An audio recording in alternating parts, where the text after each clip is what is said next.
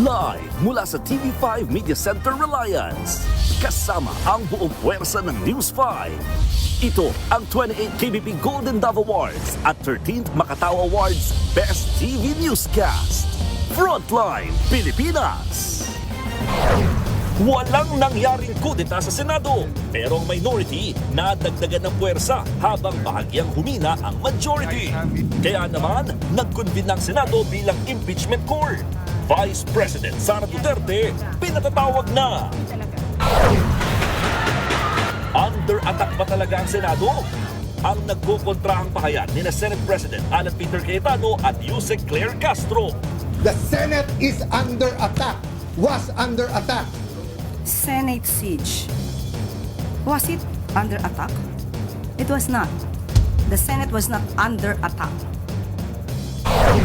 3 taong gulang na batang lalaki patay sa pagmamaltrato ng kanyang lolo. Tinusok-tusok ng kutsilyo at inuntog pa. Magkapit-bahay, nagbalilan sa Batangas. Isa sa kanila, retiradong pulis pala at niratratang kaaway. 8 years old na lalaking hindi nakapag-nebulizer namatay sa gitna ng brownout. Napakainit pa naman ng panahon, pero bakit nga ba may panakanakang ulan? Sa Frontline News Abroad, 2 fighter jet nagkabanggaan sa ere. Mga sakay niyan, paanong nakaligtas? Isa pang sa bulsa video, ang bus na sinalbok ng tren sa Thailand. Ito na nga, concert ni Jessica Sanchez, mala-reunion sa dami ng mga sikat na OPM artists.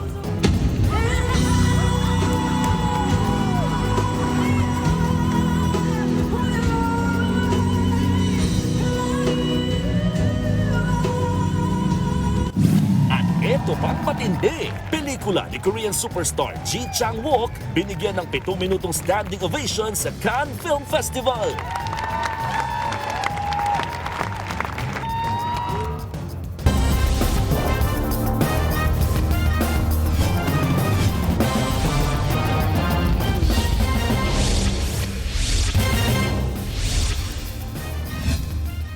Walang nangyaring kudeta kaya nananatiling Senate President si Senator Alan Peter Cayetano. Pero ang minority nadagdagan ng puwersa habang bahagyang humina ang majority bloc.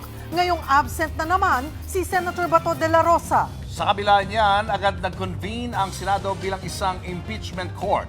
At live mula sa Senado, nasa frontline na balitang yan si Mean Los Baños. Mean, kailan formal na magsisimula ang impeachment trial?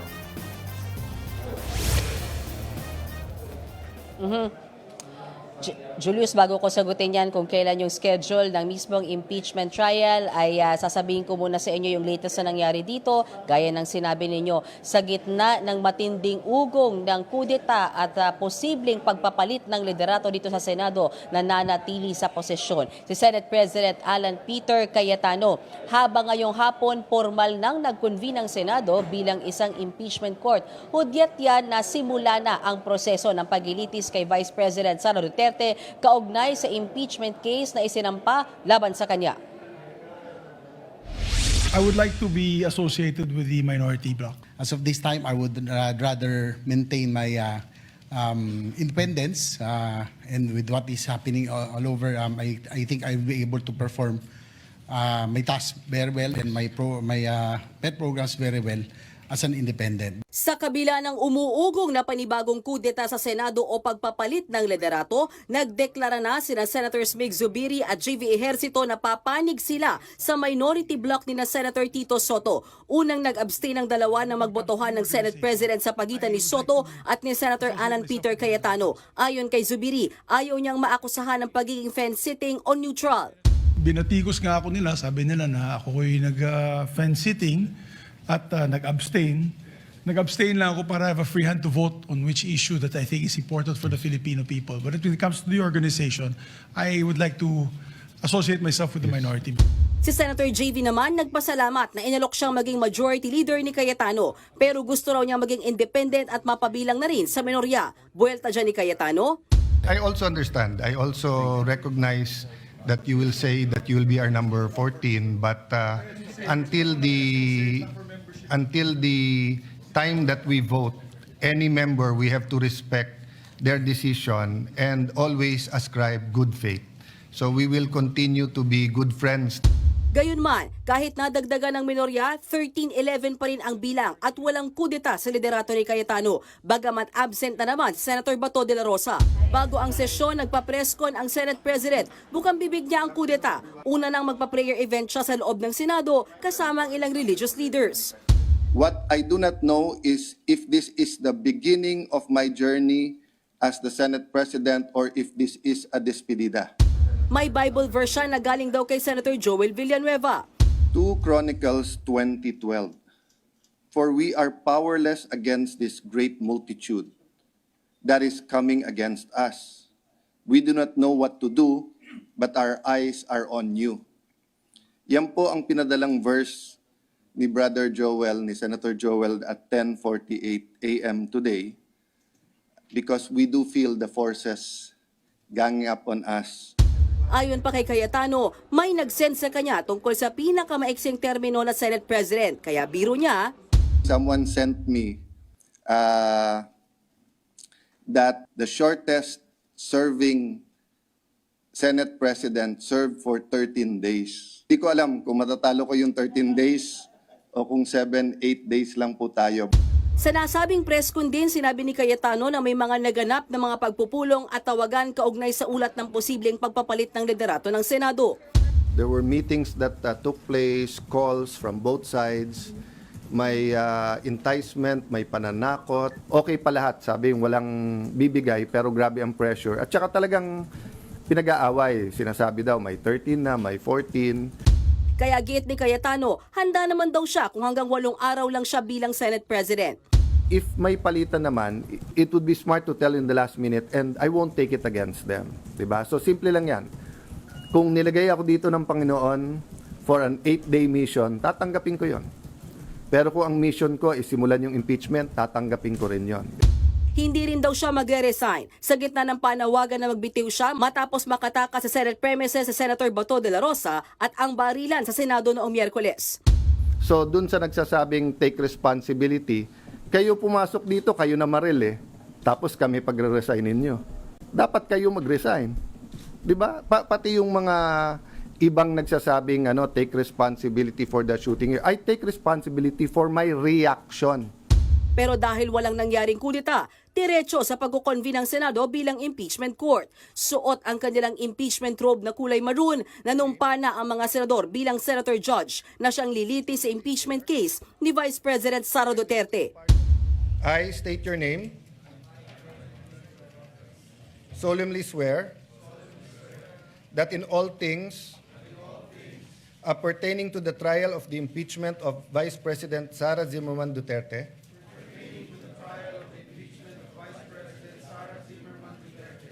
now pending, I will do impartial justice according to the Constitution and the laws of the Philippines. So help me God. Habang si Senator Camille Villar ang nag-administer ng oath kay Senate President Alan Cayetano bilang presiding officer ng impeachment court. Ibig sabihin, ni-refer na ang articles of impeachment ni VP Sara sa mismong impeachment court. Siniguro naman ng ilang senador na magiging impartial judge sila kahit kaalyado ang mga Duterte. Isa na nga riyan si Senator Bongo. Mandato po namin na magkampanan po ang aming tungkulin bilang Senator Judge. And dapat po maging impartial po kami. Whether Duterte Black, kung anong black man po yan, Pilipino po kami. Dapat kampanan namin ang aming tungkulin. At ako naman magiging impartial po ako. Ang tanong, padadaluhin ba si VP Sara? Matapos makonvene ang impeachment court, ipinag-utos na ni Presiding Officer Alan Cayetano ang pag-issue ng writ of summons kay VP Sara Duterte at kailangan niya itong sagutin sa loob ng 10 calendar days matapos niya itong matanggap. Kailangan ding humarap ni VP Sara sa plenaryo oras sa tawagin siya ng impeachment court. Ang Senate Sergeant at Arms ang siyang maghahatid ng written summons kay VP Sara, kasama na ang kopya ng articles of impeachment. The prosecution may file a reply within a non-extendable period of 5 days from receipt of the answer. The parties may file their pleadings and annexes in person or through electronic mail. Bago rin yan, nanumpa ang bagong Senate Secretary na si Jose Luis Montales matapos mag-resign si Mark Leandro Mendoza. Si Montales ang tatayong clerk of court. Inatasan siyang ikalendaryo ang impeachment case para sa pre-trial. I will approach the senator judges that we will fix the calendar together, and in pursuit of impartial justice, we will come up with a impeachment calendar that is fair to the prosecution and to the defense, and will allow us to continue to function in the legislative side of our work. Julius, ito yung sagot ko sa tanong mo kanina, no? Matapos na maihain na magkabilang kampo, depensa at ang prosekusyon yung kanilang mga pleadings, then the trial proper will commence. But as to when, we don't know yet kasi ang sabi nga ni Presiding Officer Alan Peter Cayetano, kailangang mag-meeting ng minority at majority bloc dahil ang pinakamahalaga sa kanila ngayon, they could come up with a schedule kung anong oras, anong araw na hindi mapapabayaan yung legislative work ng Senado dahil bukod sa impeachment trial, nariyan pa rin yung mga committee hearings. Dapat hindi yan mawawala. Yung sesyon ng Senado kung saan pagdedebatehan yung mga panukalang batas at kung saan din aaprobahan yan. Samantala, segue lang ako konti doon sa hindi nga nangyaring kudeta sa kabila ng matinding ugong. Kahit hindi yan nangyari, dumami naman ang miyembro ng minorya dahil from 9 members of minority, naging 11 sila. After nga na sumanib na rin sa kanila o sumali na rin sa kanila, si Senator Mig Zubiri at Senator J.V. Ejercito na naunang nagsabi na gusto muna nilang maging independent senators. Matatandaan, Julius, Cheryl, na nagbotohan para sa bagong Senate President nung nakaraang Lunes between Senator Tito Soto and Senator Alan Cayetano, pareha sa Senator J.V. and Senator Migs na nagsabi na abstain sila. But for now, ang numero natin, Julius, 13 na majority, manipis, 11 na minority na tila masyadong marami dahil sanay tayo, Julius, Cheryl, na ang minority natin nasa 3, 5, 7. Para ngayon lang ako nakakita ng minorya na nasa 11. Medyo marami yan, Cheryl, Julius. Mayan, yun na nga, pag-usapan natin itong kudeta, no? Kasi nga, laman ng mga Viber group, pati sa social media posts, ito nga ang kudeta ngayong araw. Meron nga ba anyari? O the only reason why hindi nangyari ay hindi umabot yung bilang?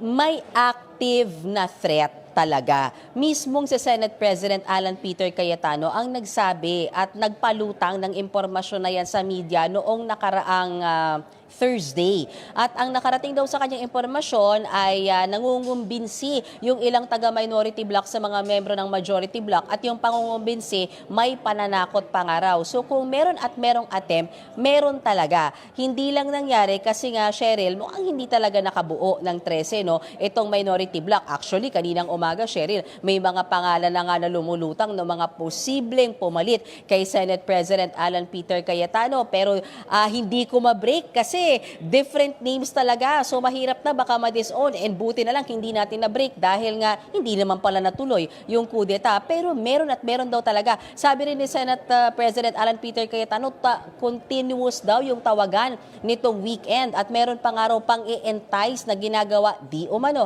ang minority block sa mga members ng majority block na merong term extension kung sakasakaling sila ay sasali dito sa minority block at makabuo ng 13. Those things, yun ang sinasabi ni Senate President Alan Peter Cayetano. Kaya sa press con niya kanina, bago yung session, sinasabi niya na handa siya na kung sakasakaling 1 linggo lang yung ibinigay sa kanya at yun yung will ng Panginoon sa kanya, 1 week lang siyang Senate President, ay ready naman daw siya kung talagang may makakabuong ibang grupo ng 13 boto, Cheryl. Ngayong nag-convene na sila as an impeachment court, Mayan, posible pa rin ba ang pagkakaroon ng kudeta kung makakuha sila ng numero, ang minority?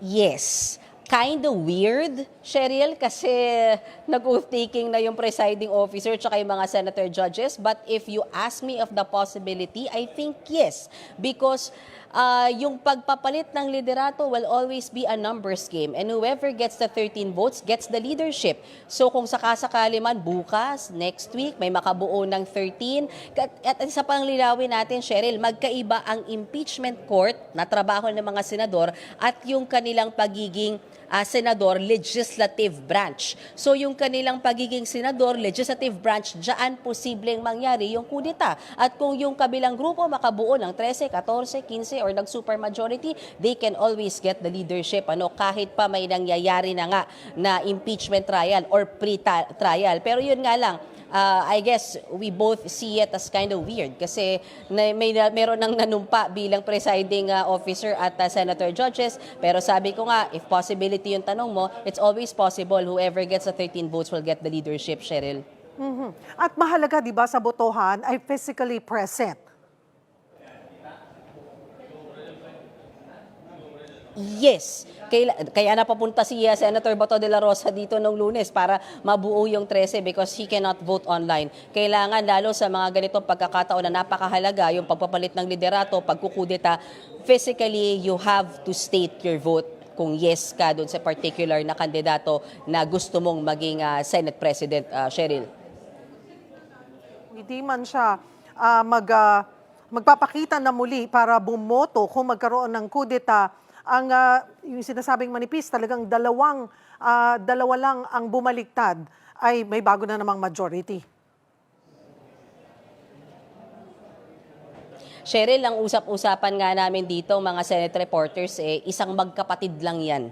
Isang magkapatid lang ang bumaliktad. Dalawa na yun delikado talaga. Kaya, and Cheryl, I guess walang kukontra pag sinabi natin na malaki masyado yung 11 for a minority. And ang dali talaga niyang sabi mo nga, 2 senador lang ang bumaliktad, may 13 na sila. So, right now, kailangan igwardya talaga ni Senate President Alan Peter Cayetano yung 13 niya dahil isa lang ang mawala or yun nga, 2 lang ang mawala dyan mapunta sa kabila. Magkakaroon tayo muli ng palitan ng leadership in matter of days. Dahil Monday lang naman umupo si Senate President Alan Peter Cayetano bilang leader ng Senado, Cheryl. Mayan, punta naman tayo sa mga Senate committees. Sino-sino ba ang mga napalitan ng pagiging chairman at sino na ang chairperson ng Senate Blue Ribbon Committee na naatasang mag-imbestiga sa flood control scandal? Ang bad news ko sa iyo, Julius, wala pa. Wala pa sa Blue Ribbon Committee. Yan din ang aming hinihintay-hintay. Pero so far, sa kanilang organization of committees kanina, may ilang mga komite na sinabi na yung mga bagong chairman, pero yung Blue Ribbon Committee, wala pa. Pero so far, ang alam natin na natanggalan ng komite ay for example si Senator Bam Aquino, yung basic education, napunta kay Senator Loren Legarda. Yung Senate Committee on Public Services ni Senator Raffy Tulfo ay napunta kay Senator Rodante Marcoleta. Yung Senate Committee on Games ni Senator Erwin Tulfo napunta kay Senator Jinggoy Estrada. And then the Defense Committee napunta kay Senator Jinggoy Estrada ulit. And then the Higher Technical and Vocational Education napunta kay Senator, napunta or I think nag-remain lang to kay Senator Joel Villanueva. And then yung Committee on Health na kay Senator Risa Hontiveros napunta kay Senator Bongo. So those are the big committees so far na nakita natin na natanggal dun sa mga dating taga-mayorya na nasa minorya na ngayon at napunta sa bagong majority block, Julius. At nakita nga natin, Mayan, na nandyan na rin sa Senado si Senador Robin Padilla na itinuturing na person of interest sa pagsibat ni Senator Bato sa Senado. Na-interview nyo na ba siya? Meron ba siyang sinabi kung ano ang kanyang reaksyon doon sa paglilink sa kanya dito sa pag-aalis ni Senador Bato? Yes, Julius, sabi niya, wala naman daw siyang magagawa kung siya ay itinuturing na person of interest. Pero alam mo, Julius, paulit-ulit natin siyang tinanong kanina, yung kanilang pagsasabay ni reportedly, pagsasabay ni Senator Bato de la Rosa na umalis ng Senado, saan sila papunta, saan niya hinatid, lahat ng yan iniwasan niyang sagutin dahil ang sabi niya, mas mainam daw hintay na lamang yung opisyal na magiging resulta ng investigasyon. But one thing na sinabi sa atin ni Senator Robin Padilla, ang siniguro niya, hindi raw lalabas ng bansa si Senator Bato de la Rosa dahil mahal daw nito ang Pilipinas at hindi rin daw totoo na sumakay ng yate o dumiretso sa NAIA mula nung lumabas siya sa Senate premises nitong nakaraang madaling araw ng Huwebes. Julius. Maraming salamat, Mean Los Baños. Magkakudeta man daw sa Senado o hindi, handang-handa na ang 11 prosecutor na magdidiin sa impeachment laban kay Vice President Sara Duterte. Kahit naman daw sino pa ang umupong Senate President, hindi naman ito mababago ang mga ebidensya. Live mula sa Senado. Nasa frontline ng balitang yan, si Marian Enriquez. Marian, present ba sa pagkukonvene ng impeachment court ang House Prosecution Panel? Cheryl, hindi na nga tumuloy ngayong araw dito sa pagko-convene ng Senate Impeachment Court ang House Prosecution Panel. Wala rin naman kasing formal na invitation mula nga sa Senado para i-require itong mga House prosecutors na dumalo ngayong araw dito sa pagko-convene ng Impeachment Court. Kayo na rin dun sa defense team ni Vice President Sara Duterte. Pero kung maalala po ninyo, nauna na nga sinabi ni Senate President Alan Peter Cayetano na welcome naman, it's up to the House prosecutors if they want to witness, if they want to come here para nga po i-witness itong pagko-convene ng Senate Impeachment Court. At nakasaad din po doon sa sulat ni Senate President Alan Peter Cayetano kay House Speaker Bogie Dino nakaraang linggo na magtatakda ng petsa ang Senate Impeachment Court kung kailan kakailanganin humarap sa Senate Impeachment Court ang House prosecutors. Planado na sanang dumalo sa pagko-convene ng impeachment court ang 11 miyembro ng House Prosecution Team sa impeachment ni Vice President Sara Duterte. Yun nga lang, sa pagbubukas ng sesyon ng Senado ngayong araw, walang natanggap na formal na imbitasyon ang mga kongresista. Sabi kasi ni Senate President Alan Peter Cayetano, hindi pa nila hiniling na pumunta ang House prosecutors sa pagbubukas ng impeachment court. Gayunpaman, walang sama ng loob ang mga kongresista. Katunayan, ikinagalak pa raw nila na sa wakas gumulong na ang paglilitis sa bise. Hindi na nag-monitor na lang po yung impeachment team near the vicinity of the Senate. Nakita naman na ho natin yung pong convening formally ng Senate Impeachment Court. Nagpapasalamat ho tayo sa Senado. Dahil dyan, hindi na pumunta pa sa mismong Senate building ang mga tatayong prosecutor. Pero nananatili raw sila malapit sa Senate complex para subaybayan ang nangyayari sa impeachment court. Nang malamang ipinag-utos ang pagpapatawag at pagpapasagot kay VP Sara, walang naging alinlangan ang mga kongresista. Handa raw silang tugunan anuman ang magiging sagot ng bise sa binuo nilang articles of impeachment. Well, ang importante ngayon ay na-convene na sila, gumugulong na yung impeachment at wala na siguro tayong dahilan para magagam-agam. Yung impartiality, saka pa natin malalaman yan dahil siyempre depende kung ano yung mga mangyayari pa sa trial. Wala naman ho kami expectation that the Senate will dismiss. It was the commitment of the Senate President and the Senate majority that they will not stand in the way of convening the Senate Impeachment Court.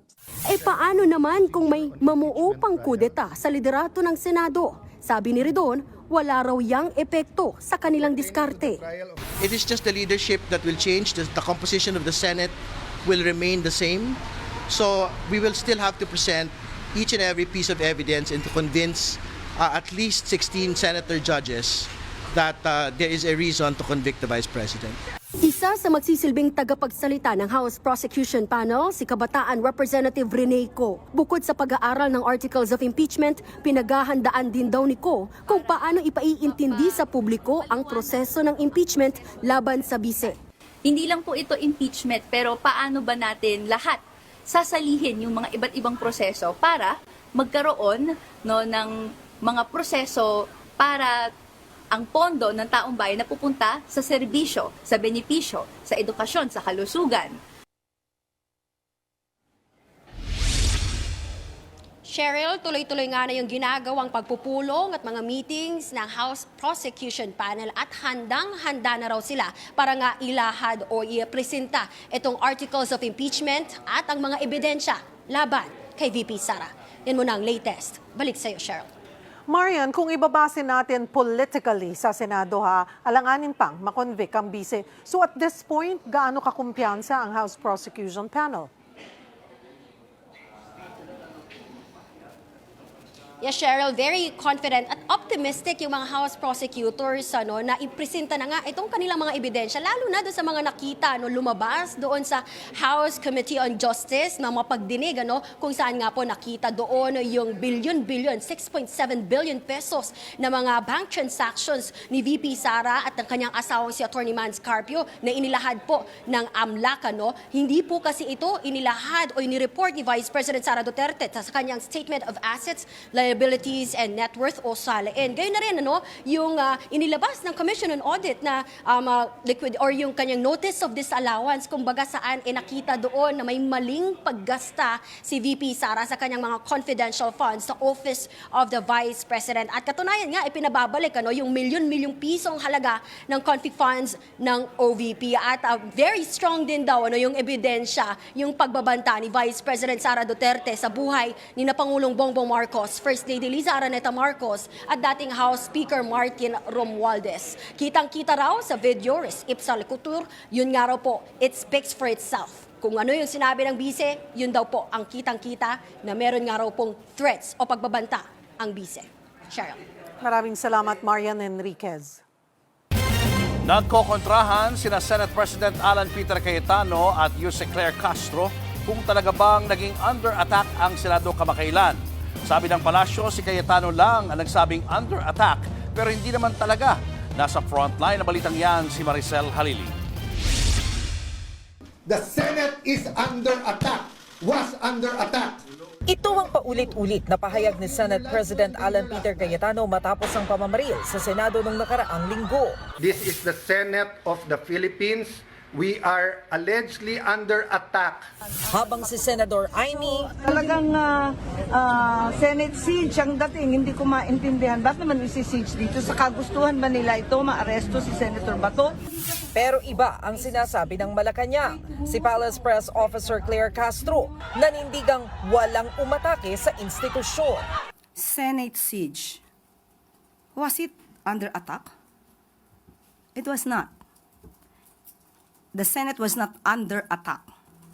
It was only the statement made by Senator Alan Cayetano. Giit pa ng palasyo, walang ginawang palpak ang National Bureau of Investigation sa araw ng kaguluhan sa Senado. There was no failure on the part of the NBI agents. Hinarang sila. The question is, was the Senate correct in interfering with the service of the warrant of arrest? Dahil dyan, dismayado si Pangulong Bongbong Marcos, hindi sa kanyang mga gabinete, kundi sa mga pangyayari, lalo na ngayong nakaalis na ng Senado si Senador Bato de la Rosa. Sa huling pangyayari, patungkol dun sa di umano na pagtakas at pagkawala kahit na may protective custody ang Senado, nakakadismaya naman talaga. May patutsada rin si Yuse Castro kay Senador Robin Padilla na sinasabing kasama raw ni Senator Bato nang umalis ito sa Senado. Banat ni Castro, bakit daw tila nag-iba na ang tono ng pananalita ni Padilla ngayong si Bato na ang aarestuhin? Nung wala pa raw kasi si Padilla sa gobyerno, siya pa ang maingay sa panawagang igalang ang arrest warrant. Meron bang ibang pagtingin? Meron bang tinititigan? At merong tinitignan lamang? So, kung sino dapat na managot dito, mayroong nagtatakas o nagpapatakas, dapat lang din po tayo mga Pilipino ay maging mapanuri sa mga nagiging aksyon ng ating mga public servants. Panawagan naman ng Malacanang kay Senador Bato. Mas maganda po na bilang dating PNP chief at alam naman po niya na may valid warrant of arrest na inisyo ang ICC. At katulad ng sinasabi dati ni Senator Robin Padilla, kung walang kasalanan, lumabas. Bago mag-convene ang Senado bilang impeachment court laban kay Vice President Sara Duterte ngayong araw, nasa Makati ang Pangulo kaninang umaga para pangunahan ang pamamahagi ng bigas sa libu-libong benepisyaryo. Sa kanyang talumpati, idiniin ng Pangulo na walang natutulog o nagbabakasyon sa kanyang administrasyon. Saahan po ninyo na ang inyong pamahalaan ay hindi po natutulog, hindi po nagbabakasyon. Kung ano pa ang aming magawa para makatulong, ito po ay aming ginagawa. Nagbabalita mula sa Frontline, Maricel Halili, News 5. Pasintabi po, maselan po ang aming ibabalita. Nasawi ang 3 taong gulang na lalaki matapos bugbugin ang sarili niyang lolo sa Pangasinan. Ang punot dulo, nakulitan daw ang suspect sa kanyang apo. Narito ang Frontline Report. Duguan ng ulo, puno ng pasa at tadtad ng sugat ang likod. Yan ang sinapit ng 3 taong gulang na lalaki Huwebes noong nakaraang linggo sa barangay ng Pangalan sa Posurubio, Pangasinan. Tinusok-tusok pa siya ng kutsilyo doon sa likod. Possible na inuntog pa yung bata kasi doon sa death certificate ng bata at medical certificate niya is head traumatic injury yung isa sa cause of death. Naitakbo pa sa ospital ang biktima pero hindi na ito umabot pa. Base sa investigasyon, iniwan lang ng mga magulang ang kanilang uniko iho sa poder ng kanyang lolo at lola para magtrabaho. Sa sobrang kakulitan daw ng paslit, pinagpapalo siya ng 57 anyos niyang lolo. Lumalabas na may depresyon din umano ang matanda dahil sa problema sa lupa. Nasa kustodiya na ng mga otoridad ang suspect na mahaharap sa reklamong parricide. Nagbabalita mula sa Frontline, Ana Cruz, News 5. Nagkainitan hanggang sa nauwi sa barilan ang magtiyuhin sa Batangas. Nagsimula raw ang away sa pamamahiya umano sa inuman. Nasa frontline ng balitang yan, si Gary De Leon. Nito lamang Biyernes, pasado alas 6 ng gabi, makikita sa CCTV na ito ang lalaking nagpabalik-balik sa isang compound sa Padre Garcia, Batangas. Palingon-lingon siya sa kanyang kapitbahay. Pagpasok niya sa isa pang gate, inirapag niya sa ibabaw ng poste ang isang garapon. Saka dali-daling lumabas. Dito na niya nakagirian ang kapitbahay hanggang sa sunod-sunod na 6 na putok ng baril ang pinakawalan ng lalaking nakapulang shirt. Pero napaatras din siya agad nang bumunot ng baril ang kaaway niya. Sa uli, ang lalaking nakapula ang niratrat ng bala. 12 beses siyang pinaputukan. Dinala siya sa ospital pero namatay rin. Bagamat duguan din ang lalaking naka-gray shirt. Kita siyang nagpasaklolo. Isa-isa namang naglabasan ng iba pang tao sa paligid. Maririnig din ang iyak ng mga bata. Ang sugatang lalaki ay si Milio, 55 years old at isang retiradong pulis. Habang nakapulang shirt ay si Aljasberto, 65 years old at isang jeepney driver. Yung atin pong retired police ay nakatamo po ng 5 tama ng baril po. Isa po sa balikat, isa po sa 2 po sa dibdib, isa po dito sa tagiliran na lumabas po dito sa bandang puwet at saka isa po sa binti. And yung atin pong isa po sa involved, we are still waiting for the result of the autopsy po. And yun po, patay din po. Dead on arrival din po. Base sa investigasyon, magtiyuhin ang dalawa at ayon sa asawa ng nasawi, matagal na raw silang may tampuhan. Pero lumala raw ang away na mag-inuman na magtiyuhin at napagkwentuhan ang gawain ng mga pulis kapag sumasakay sa jeep. Pinagmamalaki niyang aking pamangayawal, hindi siya nagbabayad. Ang sagot naman ng aking mister, oo, nandun na ako. Paano naman kaming naghahanap buhay? Kinimkim daw ni alias Milio ang pagkapahiya sa inuman at ilang buwan daw nitong binantaan ng chewing driver na babarilin. Sa ngayon, hindi na raw magsasampa ng kaso ang pamilya ni Berto dahil nais daw nila magkaayos ang kanilang mga pamilya. Tanggap na raw nila ang nangyari. Sa ngayon, ang mismong Padre Garcia Police ang magsasampa ng kaso laban kay Milio. Nagbabalita mula sa Frontline, Gary De Leon, News 5. Nagkilos protesta ang ilang grupo para ipanawagang ituloy ang impeachment kay Vice President Sara Duterte. Nananawagan din silang dapat may malagot sa pagtakas ni Senador Bato de la Rosa na kasalukuyang may ICC warrant of arrest. Live mula sa labas ng Senado sa Pasay, nasa frontline ng balitang yan si Ian Suyu. Ian, gaano kahigpit ngayon ang seguridad dyan?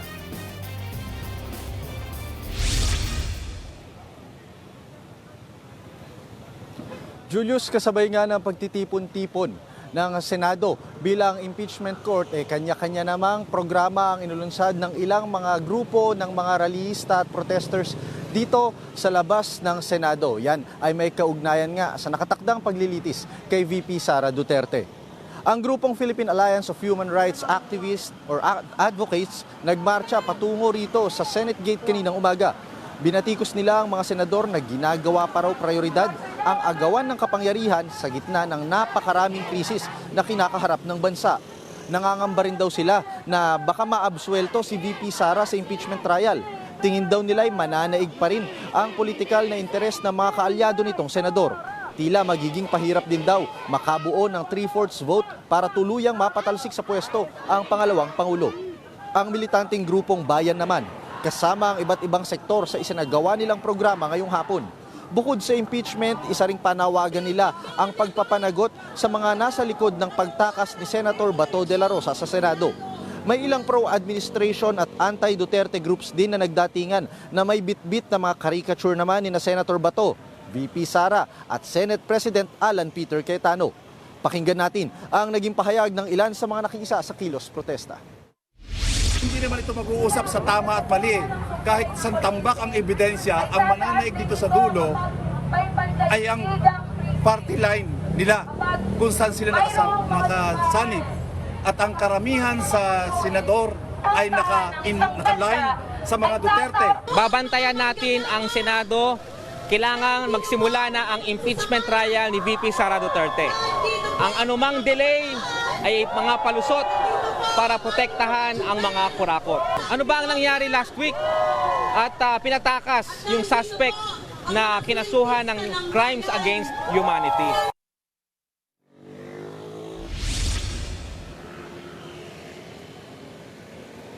Bantay sarado naman ng mga pulis ang kahabaan ng Jokno Boulevard. Mahigit 800 pulis ang idineploy ng NCRPO para panatilihin ang seguridad at tiyaking hindi mauulit ang nangyaring gulo sa labas ng Senado noong nakaraang linggo. Kapansin-pansin din na tila wala dito ngayong araw yung mga pro-Duterte groups na ilang araw ding nanatili noong nakaraang linggo. Julius, sa ngayon nga makikita ninyo sa likuran ko, nandito pa rin yung mga miyembro ng PNP as of kaninang umaga nga, nasa 800 daw na mga miyembro ng kapulisan ang itinalaga dito para sa security at panatilihing maayos itong paligid. Kaninang mga 5 o'clock medyo lumakas yung ulan, kaya't yung ibang mga grupo na nagpoprotesta dito sa labas ng Senado ay nagsipag-alisan na. At ngayon nga ay tuluyan ang binuksan para sa mga sasakyan itong northbound ng Jokno Boulevard. Yan muna ang latest mula dito sa labas ng Senado. Julius?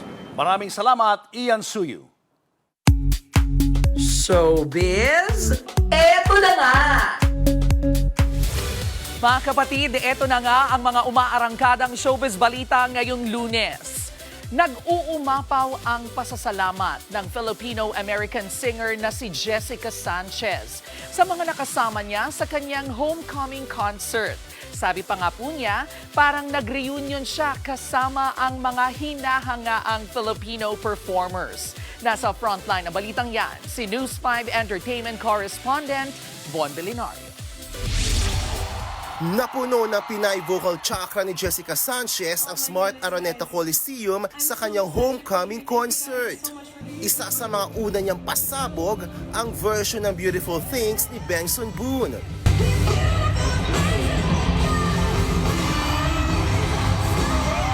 Ang kantang nagbigay sa kanya ng Golden Buzzer sa auditions niya sa America's Got Talent last year. Hindi rin nagpakabog si Jessica sa original duet song nila ni Morissette na Stronger Than Before. Pero mas dumagungdong ang hiyawan sa The Big Dome nang lumabas na si Regine Velasquez at kantahin nila ang Mariah Whitney song na When You Believe. Bukod kina Mori at Regine, kasama rin sa lineup ang icons na silang Martin Nievera,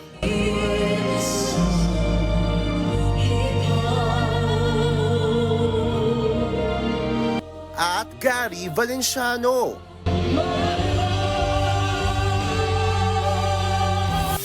Present din sa concert sina James Reid at Darren Espanto.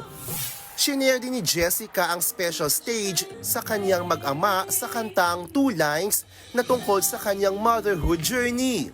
Siyempre, hindi nakalimutan ni Jessica na magpasalamat sa lahat ng mga nanood at sumuporta sa kanyang stint sa America's Got Talent. So it's like kind of like a reunion show for me, and to do it here in the Philippines, this really was everything to me to do it in a place where I have just had so much support. Like I said, I would not be in this position without you guys.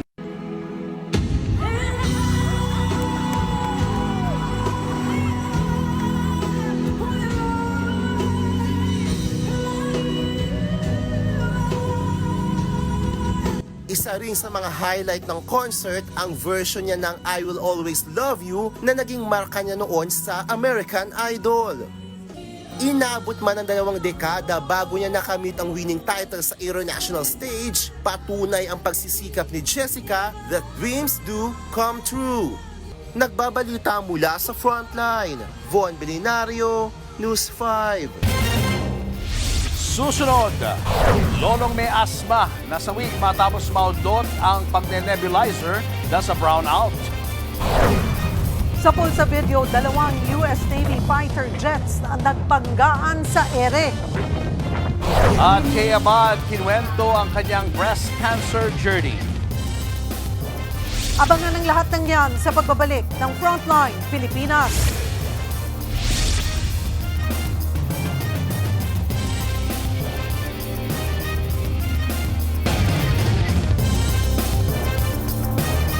Mga kapatid, Julius Babaw po, nasa Middle East o saan mang dako ka ng mundo, manatiling may alam at may pakialam sa mga mainit na balita dito sa ating bansa. Simulan po natin ang bawat araw sa tuloy-tuloy na balitaan sa Frontline. Mag-follow at mag-subscribe sa social media pages ng News 5. Inirekomenda ng Department of Justice sa Ombudsman na kasuhan na sina Senator Jinggoy Estrada, dating DPWH Secretary Manuel Bonoan at iba pa kaugnay ng flood control scandal. The primary respondents named in the resolution of the DOJ include Senator Jose Jinggoy P. Ejercito Estrada, former Secretary Manuel M. Bonoan, late former USEC Maria Catalina Cathy E. Cabral, former USEC Roberto R. Bernardo, Gerard Opolencia, DPWH National Capital Region Regional Director, Henry C. Alcantara, DPWH District Engineer, Region 3, Bulacan 1st District Engineering Office, Bong Dinglasan, Denril Cesar S. Fortuna, Assistant District Engineer, North Manila, Manny B. Bulosan, District Engineer, South Manila, Arturo L. Gonzalez Jr., and several John and Jane Does. Ayon pa sa DOJ, inirekomenda ng panel of prosecutors sa sampahan ng kasong plunder, paglabag sa Anti-Graft and Corrupt Practices Act, direct bribery and receiving gifts by public offices, at corruption ang mga respondent. Nakatuon din daw ang investigasyon sa malawakang irregularidad sa pagpapatupad ng national budget para sa public works. Base sa mga aligasyon, nagsabwatan umano ang ilang matataas na opisyal ng gobyerno at mga pribadong individual para manipulahin ang alokasyon ng pondo, dayain ang proseso ng public bidding at ilihis o nakawin ang pondo ng gobyerno mula sa sistema ng National Infrastructure Budget.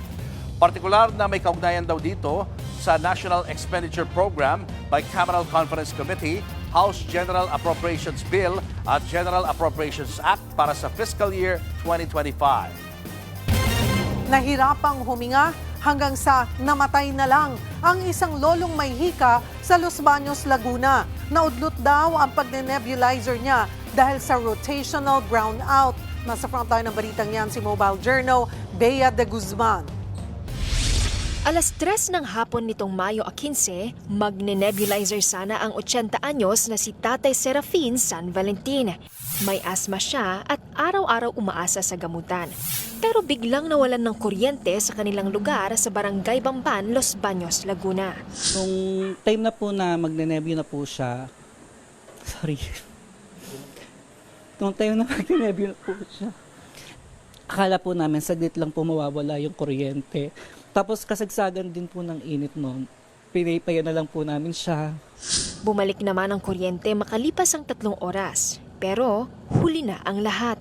Saglit pa lang po siyang nagdenebyo pagka ng kuryente. Sumigaw na po siya na hindi na daw po niya kaya, dalhin na daw po siya sa ospital. Si Andrea, bunso sa 3 anak ni Tatay Serafin, hindi maiwasang maging emosyonal nang sariwain ang buhay ng kanyang ama. Buhay po siya. Hindi po. May upuan din po kasi siya dito. Pwesto niya po ito eh. Nandito lang po siya maghapon. Tapos ginukulit kaming lahat. Panawagan nila. Kaya po sana mabilis naman pong paikutin ng, kunyari, tanod po, yung mga tanod, papaikutin po, mag-a-announce, o ganitong oras, mawala ng kuryente, di ba po, napakabilis naman pong gano'n. Para sa mga taong wala pong cellphone, walang TV, kasi hindi naman po lahat ng tao may cellphone, lalo na sa mga matatanda. Tumanggi sa panayam ang barangay, pero ganito rin ang panawagan ng iba pang residente. Mahirap, para sa amin walang ilaw. Diabetes kasi sa komplikasyon na rin eh. Mahirap talaga. Ako nung isang araw, high blood. Biglang nasuffocate din ako, takbo ako sa labas kasi kahit may ilaw, sobrang init talaga. So dapat may announcement na for barangay na ibaba, mag-brown out. Bea de Guzman, News 5.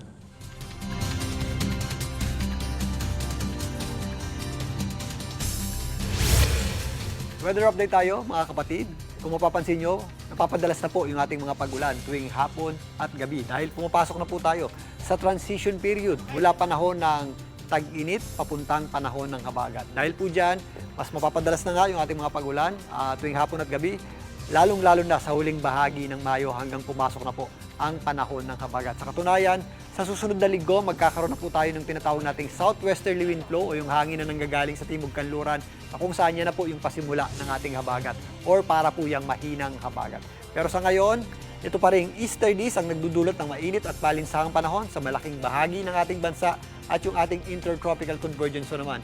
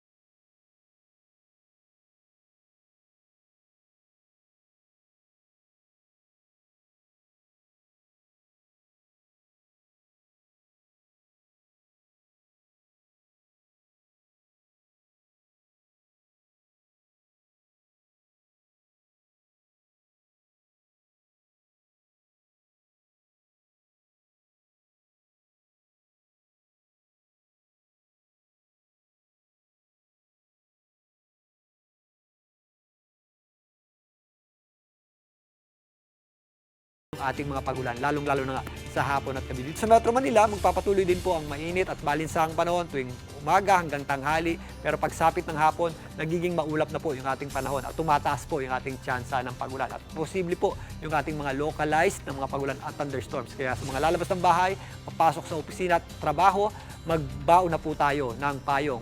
Dahil magagamit po natin yan, pananggalang sa tindi ng init, sa tanghali at sa uwian, magagamit naman natin yan kapag meron tayong mga biglang buhos ng malakas na pagulan. At yan muna latest sa ating lagay ng panahon. Muli ako po ang inyong weather frontliner, Alvin Pura, na laging may panahon para sa iyo. Showbiz, eto na nga! Mga kapatid, eto na nga, kasabay ng kanyang birthday vlog, isiniwalat ng aktres na si Kay Abad ang pagkakaroon ng breast cancer. Kwento nga po ni Kay 2025 nang sumalang siya sa mammogram. Dito na kumpirma ang pagkakaroon niya ng breast cancer with 95% chance na ito ay malignant. Matapos po ang kanyang diagnosis, 1 taon na nagpagamot si Kay. Sumailalim siya sa iba't ibang tests at treatment sa Singapore. Matapos ang 1 taon ng gamutan at emotional roller coaster, dumating din ang araw na pinakahihintay ni Kay. She said she declared, as of now, you can declare that you're a survivor and you're cancer-free.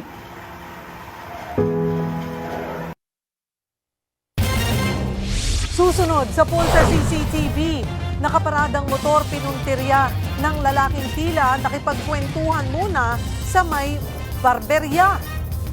Isa pang sa pulsa video, trend sa Thailand, sumalpok sa pampaserong bus kung saan 8 ang patay.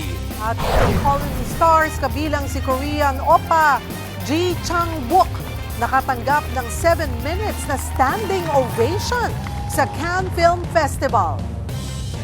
Yan at iba pa sa pagbabalik ng Frontline Pilipinas.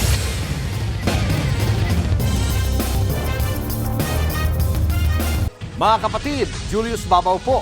Nasa Middle East o sa amang dako ka ng mundo, manatiling may alam at may pakialam sa mga maiinit na balita dito sa ating bansa. Simulan po natin ang bawat araw sa tuloy-tuloy na balitaan sa Frontline. Mag-follow at mag-subscribe sa social media pages ng News 5.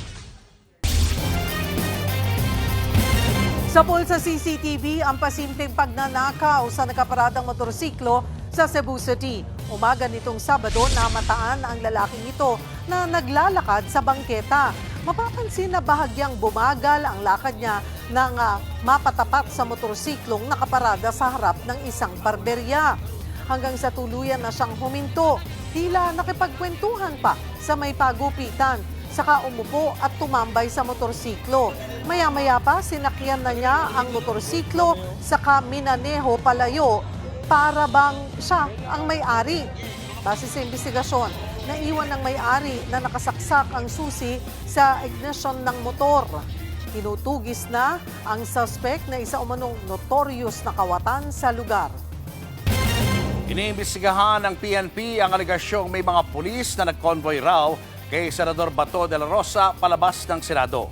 Nakitaan naman ng gunpowder ang driver ng NBI na inaresto matapos ang barilan sa Senado. Nasa frontline ng balitang yan si Mobile Journal Alexis Ebue. Positibo sa gunpowder nitrates ang NBI driver volunteer na si Mel Oragon. Inanunsyo yan mismo ng Southern Police District. Karaniwang lumalabas ang nitrate particles kapag nagpapaputok ng baril. Pero nilino ng pulisya na hindi pa masasabing nagpaputok nga siya ng baril. Hindi pa ito ang final basis po para magbigay ng konklusyon. Patuloy pong sinusuri ang lahat ng available na ebidensya gaya po ng CCTV footage, yung testimonies ng ating mga witness at iba pa pong forensic findings po. Matatandang inaresto si Oragon noong nakarang Miyerkules matapos niyang balikan ang bag na naiwan ng mga tauhan sa NBI sa Senado. Nakapagpiyansa na si Oragon para sa mga reklamong direct assault at paglabag sa Comprehensive Law on Firearms and Ammunition. Pero wala pang update kung nagpiyansa na siya sa 5 pang reklamong kinakaharap niya. Dinala si Oragon sa tanggapan ng NBI mula sa Pasay City Police Station. Pinaiimbestigahan naman ni PNP Chief Police General Jose Melencio Nartates Jr. ang umano'y pag-convoy ng isang police vehicle sa van na pinaniniwala ang sinakyan ni Senator Bato de la Rosa. Mag-aalas 3 ng madaling araw nitong Huwebes nang makita ng aming team ang itim na van na pinaniniwala ang sinakyan ni Senator Bato palabas ng Senado. Kasunod niya ng isa pang puting sasakyan na may marka ng PNP. Nauna nang kinumpirma ng Pasay Police na ang hepe nilang si Police Colonel Joselito de Sesto ang sakay na naturang police vehicle. Pero hindi raw ito bahagi ng anumang convoy o escort ng sinumang personalidad. Ang paglabas daw nito sa gusali ay bahagi ng kanilang police operation. At wala raw kaugnay sa sinusundan o binabantayang sasakyan. Nagkataon lang din daw to. Tinanggap na rin ng Senado ang suspension order ng Ombudsman laban kay Senate Sergeant at Arms Mau Aplaska.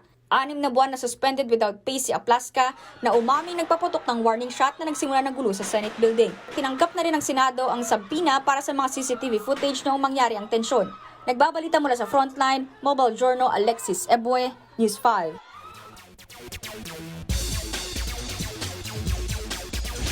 Tinambakan ng Cleveland Cavaliers ang Detroit Pistons para makapasok sa 2026 NBA Eastern Conference Finals.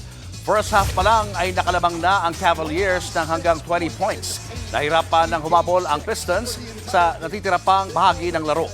Final score, 125-94. Sunod ng mga kalaban ng Cavaliers ang New York Knicks. Huwag palampasin ang 2026 NBA Eastern Conference Finals. Mapapanood yan ng live sa Pilipinas Live app simula sa Miyerkules, May 20. Pati na rin sa NBA TV Philippines, One Sports, Signal at Satellite. Susunod, US Navy fighter jets ng kabanggaan sa ere sa gitna ng air show.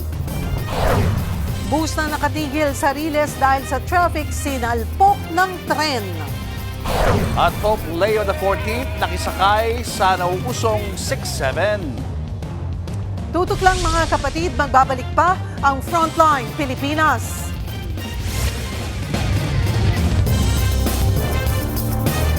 Mga kapatid, Cheryl Cosim po. Nasa Estados Unidos, Canada o saan mang dako ka ng mundo, manatiling may alam at may pakialam sa mga mainit na balita dito sa ating bansa. Simulan natin ang bawat araw sa tuloy-tuloy na balitaan sa Frontline. Mag-follow at mag-subscribe sa social media pages ng News 5. Niloban ng kawatan ng isang tindahan sa Pagsanhan, Laguna. Nagulat na lang ang may-ari ng tindahan nang madatnang sira ang mga padlock at wala na ang mga panindang yosi, pati na ang tip box para sa mga staff. Ang masaklap pa, hindi pa matukoy ang pagkakilanlan ng salarin dahil pati CCTV sa loob ng tindahan, tinangay din niya. Hinala ng may-ari, matagal nang minamanmanan ang tindahan dahil alam umano ng kawatan kung saan siya lulusot. Patuloy pa ang investigasyon sa insidente.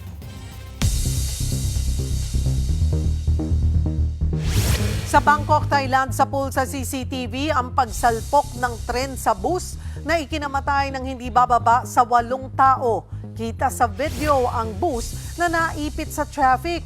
Maya-maya, bigla itong inararo ng tren na may mga kargang container. Lumiyab pa ang bus. Base sa ilang report, naka-red ang traffic light at saktong nakatigil ang bus sa riles. Pawang mga sakay ng bus ang 8 namatay habang 32 ang sugatan. Patuloy pa yang iniimbestigahan. Ibang level na ang narating ng online trend na 6-7. Pati kasi ang mismong Santo Papa ay nakisakay na rin sa viral catchphrase. 6-7. Kuha yan sa isang misa sa Vatican City kung saan tinuruan ng ilang batang nagsisimba na mag 6-7 si Pope Leo XIV. Nung una, hindi pa na-gets ng Santo Papa ang trend. Pero nang gawin niya ang viral hand gesture ng pag-sway ng 2 kamay, abay, kinatuwa na yan ng mga bata. Walang malinaw na ibig sabihin ang 6-7, pero nagmula raw yan sa isang rap song bago naging online trend. Susunod, truck nahulog sa bahay na nasa gilid ng kalsada. Mag-asawang senior citizen na damay. At sa ating K-alaman, alam nyo ba kung ano ang pinaka-quoted o ang pinakamaikling verse sa Biblia? Tutok lang mga kapatid, magbabalik pa ang Frontline Pilipinas.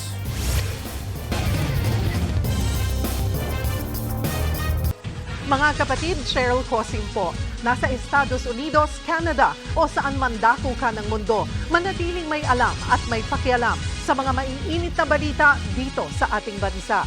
Simulan natin ang bawat araw sa tuloy-tuloy na balitaan sa Frontline. Mag-follow at mag-subscribe sa social media pages ng News 5. Patay ang mag-asawang nadaganan ng truck sa kanilang bahay sa Infanta, Quezon Province. Base sa investigasyon, sumabog ang gulong ng truck pagdating sa pababang bahagi ng kalsada. Nawalan ng kontrol ang driver. Bumangga ito sa nahulog hanggang sa nadaganan ang bahay ng mag-asawang parehong senior citizen. Gumamit na ng boom truck para maiangat ang nahulog na sasakyan. Nasa kustodiya na ng mga otoridad ang driver at 2 niyang pahinante.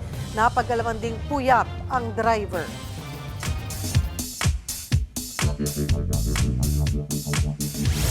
Mga kapatid, umuulan ng Bible verse these days. Ikaw, ano ang paboritong verse mo? Ano kayang Bible verse ang pinakaginagamit sa graduation, sa heartbreak at bakit may verse na halos lahat ng Pinoy ay kabisado kahit hindi nagsisimba every Sunday? Alam nyo ba na ang pinaka-quoted na Bible verse sa buong mundo ay ang John 3:16. For God so loved the world that He gave His only begotten Son, that whoever believeth in Him should not perish but have everlasting life. Ito raw po ang pinaka-searched at pinaka-nakikitang verse sa sports events, placards at kahit sa mga social media bio. Ito naman, ang shortest verse sa Bible, Jesus wept. Dalawang salita lang po yan na matatagpuan sa John 11:35. At eto pa, akala po ng marami ang money is the root of all evil ay eksaktong Bible quote. Pero mali. Ang totoong verse ay, for the love of money is the root of all kinds of evil. Magkaiba po yun hindi pera ang kontrabida, attachment daw. Mga kapatid, punta naman tayo sa longest Bible verse. Ito po ay matatagpuan sa Esther 8:9. Isang verse na parang isang buong paragraph. Hindi na raw iyan hinati pa dahil kailangan buo ang konteksto. Para naman sa mga broken-hearted dyan, ang pinakasikat na pampalakas loob ng verse sa inyo ay ang Psalm 34:18. The Lord is close to the broken-hearted and saves those who are crushed in spirit. O, di ba? Pero tandaan mga kapatid, ang Biblia po ay salita ng Diyos. Huwag po natin basta-basta gamitin ang mga Bible verse kung hindi natin ito lubusang naiintindihan. Hindi lang yan panghugot o pang-caption sa Facebook. Dapat mula yan sa puso. Dapat tagos sa puso. Dahil gaya po ng K Alaman, ito ay K Yamanan. K, okay. Susunod, fighter jets ang nagbanggaan sa ere sa gitna ng air show. At Colony Stars, kabilang si Korean Oppa Ji Chang-wook, nakatanggap ng 7 minutes na standing ovation sa Cannes Film Festival. Yan at iba pa sa pagbabalik ng Frontline Pilipinas.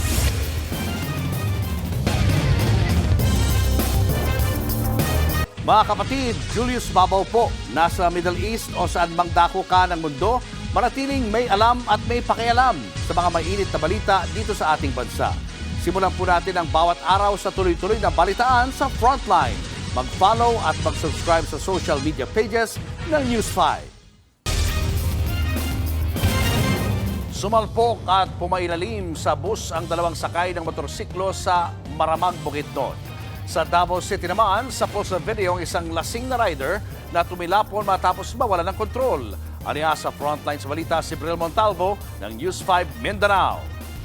Sa kuha ng dashcam, makikita ang pagdaan ng mga sasakyan sa Davao City Coastal Road pasado alas 5 ng hapon itong Biyernes. Maya-maya pa, isang motorsiklo ang dumikit sa kanang bahagi ng sasakyang may dashcam. Nawalan ito ng kontrol, saka dumiretso sa kasalubong na linya bago tumilapon. Ang helmet ng rider natanggal sa lakas ng impact. Hindi na nakunan ang sumunod na pangyayari pero isinugod sa ospital ang 54 anyos na rider. Sa investigasyon, pauwi na sana siya galing trabaho na mangyari ang disgrasya. Napag-alaman natin na under sa impluensya ng intoxicated liquor itong driver ng motorcycle as per BDRMC naman na nag-responde sa insidente. Napag-alaman ding walang lisensya ang rider at di-rehistrado ang kanyang motor. Ligtas na ang rider na nagpapagaling sa ospital. Nagpa siya namang magkaarigluhan ang mga sangkot sa disgrasya. Pahirapan ang pagkuha ng mga rescuers sa dalawang sakay ng motor na ito matapos pumailalim sa isang pampasaherong bus sa Maramag, Bukidnon. Makikitang duguan at wala nang malay ang rider ng motor habang ang backride ay naipit pa sa motor sa ilalim ng bus. Dinala sila sa ospital at patuloy na nagpapagaling. Sa imbestigasyon, nasa parehong direksyon ang motor at bus papuntang Maramag, Bukidnon. Nasa inner lane ang bus habang nasa outer lane ang motor. Biglang nag-left turn ang motor dahilan para mabangga ito at makaladkad pa ng 30 metro ang layo. Nagkaarigluhan na ang dalawang panig. Nagbabalita mula sa Frontline, Bril Montalvo, News 5, Mindanao. Nagulantang ang mga nanonood ng air show sa Amerika nang biglang magsalpukan ang dalawang fighter jets. Gagawa sana ng stunt ang dalawang aircraft nang magbanggaan ito. Mabilis bumulusok ang mga fighter jets. Kita naman ang pag-eject ng 4 na piloto sa pamamagitan ng parachute. Pare-pareha silang ligtas pero kita sa video ang pagsabog ng mga bumagsak na aircraft. Iniimbestigahan na ang insidente. Lumagapak naman sa pinakamababang halaga ang piso kontra dolyar. Kasunod yan ang sunod-sunod na kaguluhan sa Senado noong isang linggo na nagpababa raw sa kumpiyansa ng mga investor. Narito ang Frontline Report. Sa loob lang ng ilang araw, sunod-sunod na eksena sa Senado ang bumulabog sa bansa noong nakaraang linggo. May sumulpot na senador matapos ang ilang buwang pagtatago. May pagpapalit ng liderato at may nagkabarilan. Pero ang mga sandaling yan, malaki raw ang naging epekto sa ekonomiya. Ngayong araw nga, lumagapak sa 61.75 ang halaga ng piso kontra dolyar. Sa ngayon, ito ang pinakamababang palitan sa kasaysayan. Naungusan niya ng huling all-time low na naitala lang noong Biyernes. Una nang sinabi ng stock brokerage firm na PhilStocks Financial, posibleng dahil sa epekto ng gulo sa Senado sa investors' confidence ang pagsadsad ng halaga ng piso noong isang linggo. Dumagdag pa raw kasi ito sa mahina na nating ekonomiya. Ganyan din ang sentimiento ng ilang financial advisor sa bansa. Sa programang Money Talks ng One News, ipinaliwanag ni Teneo Managing Director Bob Herrera Lim ang negatibong epekto ng gulo sa Senado sa pamumuhunan ng malalaking negosyo sa bansa. For investors, it's a negative in the sense that the noise distracts from what is really important, right? Dealing with the fuel crisis, dealing with the problems in agriculture, dealing with the long-term challenges that the country faces. Giit pa ni Herrera Lim, kaya raw nawawala ang focus ng gobyerno sa mga dapat pagtuunan sa ating ekonomiya ay dahil inuuna na ng mga mambabatas ang pamumulitika. We have very inefficient, immature institutions because in any functioning democracy, that question of the validity of the warrant, the process, etc., would have been settled legally. Instead, what they saw was a senator running up the stairs, gunshots in the Senate, the lack of just simple institutional clarity about how to process political differences. All of this is negative in the sense that a process that is meant at least to have some political and legal significance is now degenerating into a purely political process. Para naman sa independent think tank na Ibon Foundation, hindi lang dapat sa panandali ang mga ingay sa politika ibinabaling ang sisi sa pagbagal ng ating ekonomiya. Katunayan, overstated na raw ang pahayag na nakadepende sa political stability ang investor confidence. Kaya naman daw yan tiisin ng mga investor. Ang dapat daw pagtuunan ng pansin ay ang ating long-term policies kung nakakatulong pa ba ito sa pag-unlad ng ating ekonomiya. Sa ngayon, wala pang pahayag ang Malacanang o ang Department of Economy, Planning and Development tungkol dito. Nagbabalita mula sa Frontline. Faye Tobias, News 5. Showbiz, eto na nga! Mga kapatid, eto na nga, mapapanood na sa Kapatid Network si Korean Oppa Ji Chang-wook sa culinary reality show na Kumusta ngayong darating na May 24. Pero bago po yan, sumabak muna sa Cannes Film Festival si Wookie kung saan sinalubong siya ng standing ovation. Nasa frontline na balitang yan, si MJ Marford. 7 minutes standing ovation. Yan ang sumalubong kay Oppa Ji Chang-wook at Gianna June sa kanilang latest zombie movie offering na Colony sa Cannes Film Festival. Ang direktor ng Train to Busan din ang gumawa nito. Pero after Cannes, ipapalabas na rin ang Colony sa Pilipinas this May 27. But before that, on May 24, ang top Korean A-list actor na si Ji Chang-wook mapapanood na rin sa Kapatid Network. Siya lang naman ang bida sa first ever Filipino-Korean collab variety show na Kamusta? Makakasama niya ang top celebrities ng bansa gaya nina Jody Santa Maria, Janela Salvador, Francine Diaz at RC Munoz with Chef JP Anglo na magpapatakbo ng Kamusta restaurant sa posh district ng Gangnam sa Seoul, South Korea.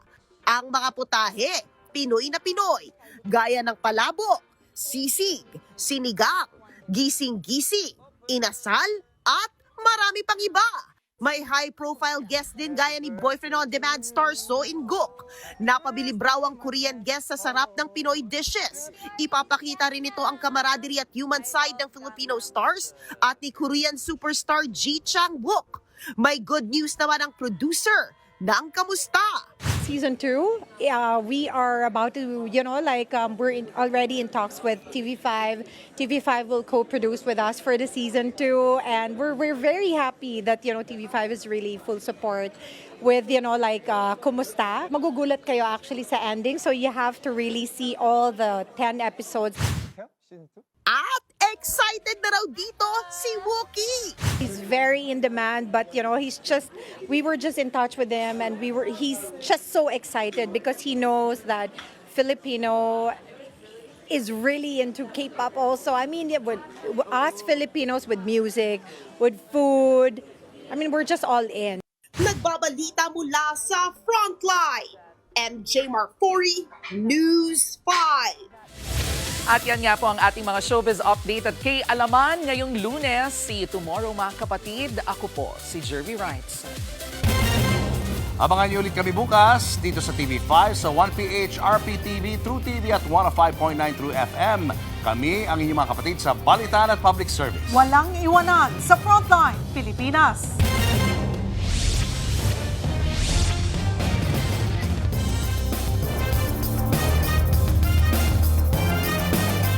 Mga kapatid, Cheryl Cosim po.